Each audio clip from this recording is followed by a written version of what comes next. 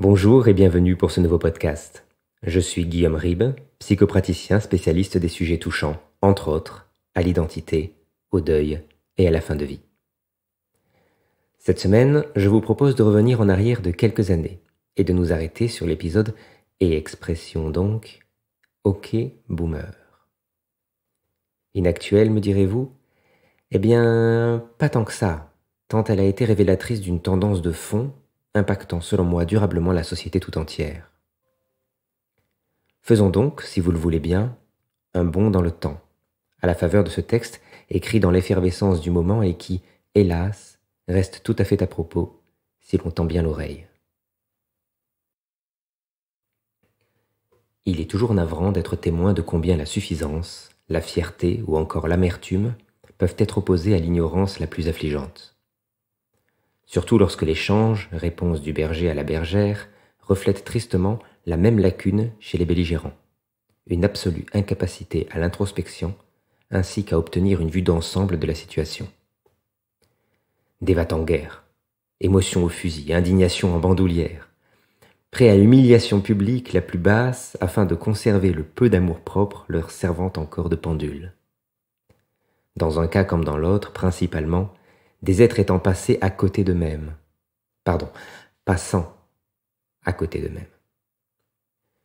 Mais si l'esquisse est terne, elle ne conditionne en rien le tableau achevé. Il y a encore de l'espoir. Pour peu, certes, mais peut-être assez pour initier une transition vers l'âge adulte de l'humanité et son interdépendance. Ok Boomer, à part l'équivalent 2019 du parle à ma main en vogue 12 ans plus tôt, c'est quoi? À la base, un phénomène Internet comme il y en a aujourd'hui tant, qui a disparu presque complètement quelques mois plus tard.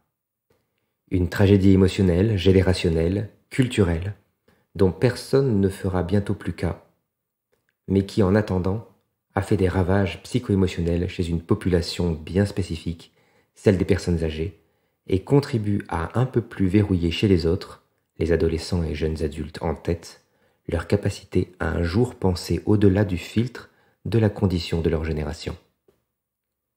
Leur incapacité à penser non comme des adultes, cela ne rime à rien et c'est bien là tout le problème, mais comme des membres à part entière d'une société tendant vers sa maturité. Mais concrètement, faisons nos commères. De quoi parle-t-on? D'un homme d'un âge certain sur une application sociale quelconque, accusant les générations dites milléniales, c'est-à-dire de 1980 à 1995, et la génération Z, depuis 1995, d'avoir contracté le syndrome Peter Pan, c'est-à-dire d'être incapables d'abandonner leurs idéaux de jeunesse pour entrer dans l'âge adulte et sa maturité supposée.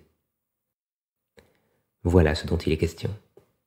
De cela et de la réponse qui a été donnée à cet inconscient, puis étendue largement à toute la génération à laquelle il appartient, voire au-delà, par les principaux concernés, prédateurs dont le virtuel est territoire de chasse. C'est toujours pareil. Ces choses-là partent systématiquement d'un rien pour devenir un buzz planétaire et pire, être in fine, utilisé non plus seulement sur la cible originale, mais sur tout un chacun, assimilant les stigmatisés à l'abomination que qualifiait l'expression dans ses premières heures. En attendant, on assiste au flot d'immondices habituels. Chansons atterrantes, montages photos stigmatisants, canulars vidéo des plus cruels, humiliations publiques sur les réseaux, organisées par de tristes âmes en mal de sens. Qui s'en soucie? Personne. Ou si peu. Une part conséquente des victimes oubliera d'ailleurs elle-même ses souffrances au premier jour de la saison nouvelle, tant sa grandiosité narcissique ne peut être atteinte par la bave des vils batraciens. L'autre part se sentira aliénée, un peu plus encore, se sentira exclue, niée, elle qui n'a péché que d'ignorance. Une excuse parfaitement valable aux grandes dames de la meute qui l'assaillent, rêvant de grands soirs, de revanche, de triomphe sûr, plutôt que d'apaisement. Que fait-on? On externalise. Externaliser, voilà le maître mot.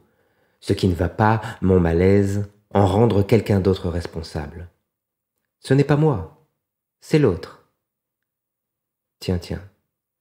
Rendre autrui responsable et se dédouaner de son comportement en comptant que le temps continue de jouer en notre faveur. Peter Pan, disait-on? Au-delà de moi, au-delà de l'autre, pourquoi ne serait-ce tout simplement pas nous? Nous qui ne nous comprenons pas. Ne nous comprenons pas les uns les autres et ne nous comprenons pas nous-mêmes. L'immense majorité des êtres n'a pas la moindre idée de qui elle est, et donc de ce qu'elle fait la plupart du temps. L'ego contrôle tout. Ces maladies mises à part, il agit comme un vortex, un trou noir ramenant tout à lui-même, à sa perception, à son expérience. L'empathie, malgré ce que l'on peut en dire dans les ateliers vantant son développement, est relativement rare et ne s'apprend pas ainsi. Du coup, on est témoin de ces chasses à l'homme puéril à chaque fois que quelqu'un ose exprimer son avis sans avoir à disposition les outils pour approfondir son raisonnement. Au nom de... Au nom de... quoi que ce soit. Un idéal, une cause, une conception biaisée, car égocentrique, de la justice ou de l'équité. On ne peut empêcher, d'un côté comme de l'autre, la sursimplification découlant de la liberté d'expression de ceux ne sachant qu'imposer leur vue. Le droit, en la matière, est une calamité ne correspondant en bien des cas plus vraiment à ce que l'homme moderne s'avère être, à savoir plus si homme que cela, tant l'un des archétypes de sa psyché s'est imposé en maître. L'ego. L'ego donc. L'ego qui ne veut pas comprendre. L'ego qui ne peut pas comprendre. Il courait à sa perte. En tout cas, à la perte de contrôle qu'il exerce sur une personnalité asservie. Ainsi, et tout naturellement, il sélectionne, rejette, nie plus souvent qu'il ne le croit. Et se fiche donc, devenant contenu statique, tyrannique, et non plus dynamique, par là capable d'apprentissage. Et c'est le cas dans cette affaire. Ok boomer, expression du déni d'une génération n'ayant pour identité que d'être la suivante, incapable de se construire d'elle-même, perdue dans le marasme si caractéristique de ce nouveau millénaire dont l'horizon ne cesse de s'obscurcir. Comme d'habitude, on se posera immédiatement la question: la faute à qui? C'est vrai ça, la faute à qui? Elle est toute trouvée. La génération d'avant, pardi. C'est vrai après tout, pragmatiquement. L'écologie, les inégalités sociales, les discriminations. Mettons tout cela sur le dos des aïeux sans nous demander, ne serait-ce qu'un instant, s'ils comprenaient ces changements ou en profitaient à peine, espérant à raison que cela contribuerait à l'essor d'une société qu'il était de leur devoir de reconstruire. Combien, alors, sont d'ailleurs nés spécifiquement pour cela? Aider le père, assister la mère, pour compenser les bras d'un oncle ou d'un cousin tombé au champ d'honneur. Ce conditionnement n'est pas de ceux dont on s'affranchit aisément. Innocent donc? Non, n'allons pas jusque-là. Responsable. Responsable mais pas coupable. Ou si coupables seulement de ne pas avoir saisi la mesure de l'espace qu'ils occuperaient au détriment de générations avides non de changement, mais de pouvoir. Le verbe pouvoir. Qu'on les laisse faire, que ce soit leur tour, ou en tout cas qu'ils en aient le sentiment, puisqu'il n'y a en fin de compte que cela qui importe. Pour le meilleur ou le pire, le changement vient de lui-même quand de nouvelles mains s'essayent au jeu du pouvoir. Mais voilà, pendant longtemps ce sentiment a fait défaut, tout du moins il n'a pas été nourri convenablement et est devenu une frustration pour toute une génération condamnée à l'ombre lorsque ceux nés 20 ans plus tôt, les boomers, jouissaient d'une lumière divine. Une génération frustrée, aujourd'hui cinquantenaire, qui, afin que la fatalité ne frappe pas ses enfants comme elle la frappa jadis, les encourage sur la voie de crête qui est le « je veux, donc je prends », car j'en ai, J'en prends. Le droit. Le droit.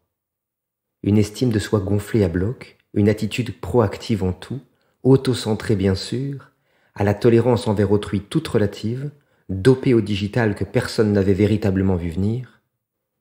En la matière, une nouvelle génération de droits sans devoir. Une génération moraliste, une génération vengeresse. Non pour elle-même, et c'est en partie la raison pour laquelle elle est tant désabusée. Vengeresse, car ayant pour elle-même la vision que ses parents ont fini par arrêter.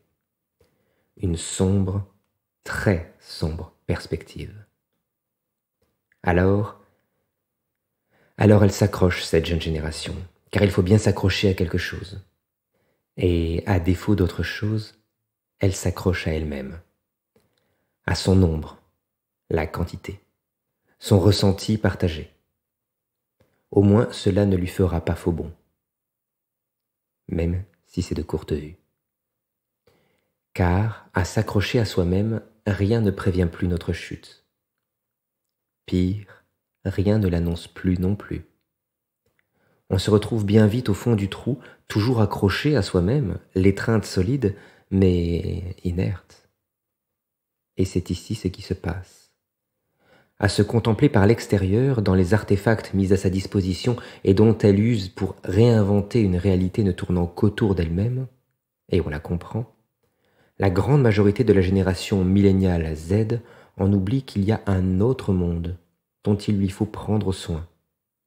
Un monde dans lequel chacun est seul face à lui-même.